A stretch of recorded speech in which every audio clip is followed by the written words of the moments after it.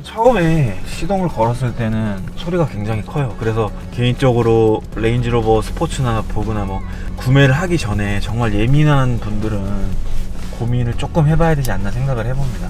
소리가 굉장히 지면에서 많이 올라오는 걸 느낄 수 있습니다.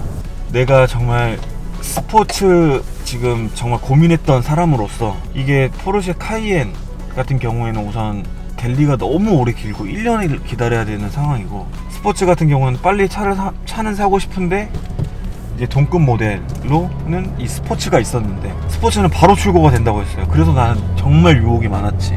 어쨌든 스포츠도 굉장히 좋은 차고 카이엔도 정말 좋은 차지만 이제 브랜드를 선택하는 거에 있어서 좀 많이 고민을 했었던 기억이 납니다. 그래서 처음에 시동을 걸었을 때는 좀 많이 시끄러운 게 있지만 오히려 주행할 때도 소리가 좀 많이 올라오는 편이에요. 카이엔과 비교를 하자면 우선 카이엔은 휘발유 차량이고 이거는 디젤 차량이어서 그런지 몰라도 요즘에 디젤 차량 정말 나오거든요. 디펜더 영상을 보시면 아시겠지만 디펜더는 이거보다 훨씬 조용합니다.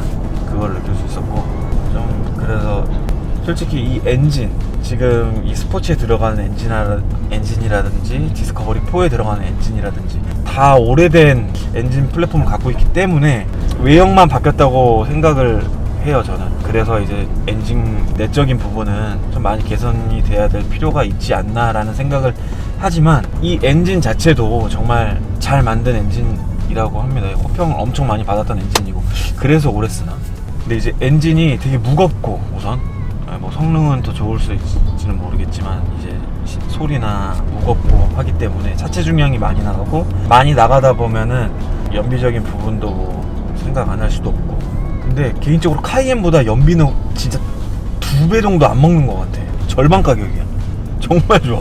이거는 진짜 좋더라. 연비는 고급류 기준이어서 그런지 몰라도 일주일에, 카이엔 같은 경우에는 일주일 주유비가 10만원 정도 제가 주유를 하는데 이거 같은 경우에는 일주일에 5만원을 넣어도 쓰고 남습니다. 지금 게이지가.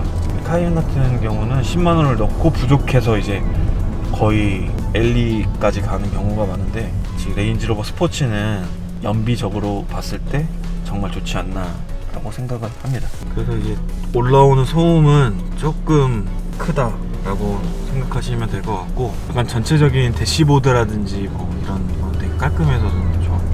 그리고 한 가지, 운전을 하다가 코너나 이제 급하게 틀어야 될 부분에서 핸들을 조향할 때 좀 뭔가 딱딱딱 끊기는 그런 약간 좀 이질감이 있었어요. 좀 뭔가 부드럽게 흘러간다기보다는 뜩뜩뜩 약간 좀 이런 느낌? 뭐 운전하시는 분들은 조금 이제 느끼실 수 있었을 거예요. 그 부분이 조금 뭔가 사람을 좀 불안하게 만드는 생각을 좀 하게 됐습니다. 차체가 높아서 그런가? 좀 뭔가 좀 멋있는, 이게 19년식에만 이게 들어갔다고 하는데 보세요. 이렇게. 왜 안 돼? 이렇게 됐는데? 아, 왜 안 돼? 아, 이게 어제까지 했단 말이야. 이거 공부하려고. 야, 닫혀. 됐다. 19년식에 이 모션을 넣었다고 합니다. 지금 손동작 하나로 이렇게 운전할 때 좀 불편하니까 좀 이렇게 그냥 모션으로만 열었다 닫았다 할 수 있게. 이거는 좀 멋있지 않아? 동승자가 탔을 때 뭔가 이 하나 자체가 아, 이거 고급지구나 라는 거를 심어주는 듯한. 근데 이게 2020년식부터는 이거를 뺐다고 합니다. 왜냐면은 좀 이제 운전하다가 이게 팔을 올리거나 막 그럴 때 있는데 이게 자동으로 이렇게 움직이니까 컴플레인이 많이 들어왔나 봐요. 그래서 이 부분은 삭제를 했다고 합니다. 이 점 참고하시면 좋을 것 같고, 어찌됐든 이 스포츠라는 모델 자체가 이보크 위에 스포츠라는 모델이 있었는데 이 가운데 벨라라는 모델이 새로 출시가 됐어요. 18년 19년도쯤에.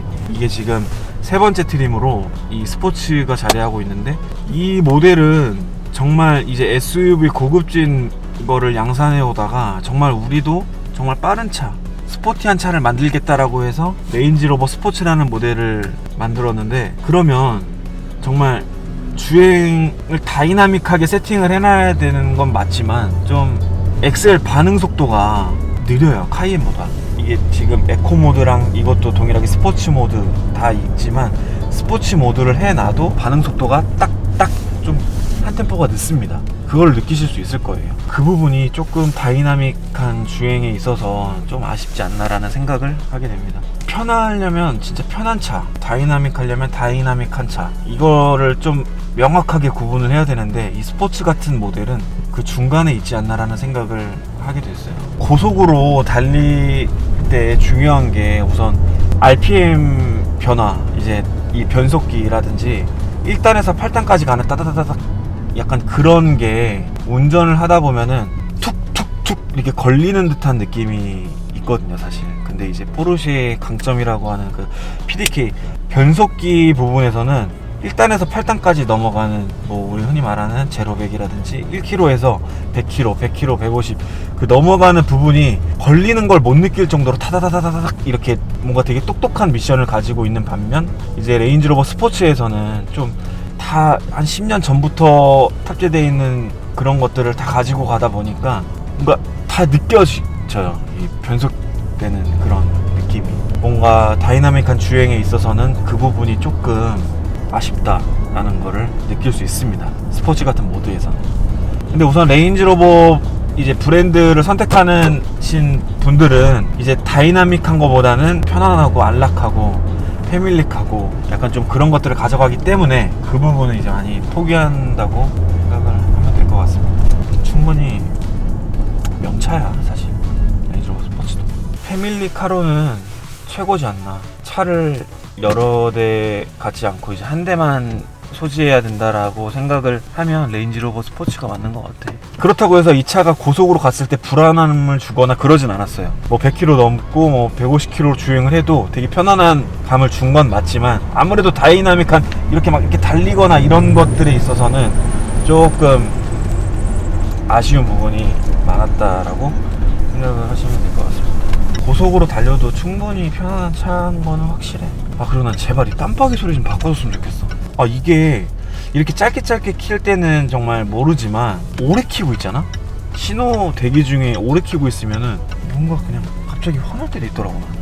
지금 스포츠를 탄지 뭐 하루 이틀 탄 게 아니고 지금 3주째 타고 있어요. 차가 지금 수리기간 동안 너무 불편해서 스포츠를 타게 됐는데 3주 동안 운전해본 전체적으로 봤을 때는 불편한 거는 없었어요. 뭐 이런 이게 진짜 내 차라고 했을 때는 이게 꺼지고 하면은 좀 신경 쓰이거든 사실은. 근데 이제 그런 부분을 다 배제하고 주행하는 거에만 있었을 때 좀 안 좋은 점만 얘기를 하지 않았나 라고 생각을 해봅니다. 근데 정말 편안한 차, 안락한 차, 하나 빠짐없이 편안한 느낌을 준 건 맞아요. 이 차가 편안하게 타고 싶다라면 레인지로버 스포츠, 조금 이제 다이나믹하게 운전의 재미도 가지면서 하겠다 하면 포르쉐 카이엔을 하는 게 맞는 것 같습니다. 이 정도로 총평하면 될 것 같고 좋은 경험이었다고 생각을 합니다. 여기까지 워크팁이었고요. 연말인데 코로나 때문에 이렇게 연말 행사도 못하고 이제 소중한 사람들이랑 얘기도 마주보고 못하고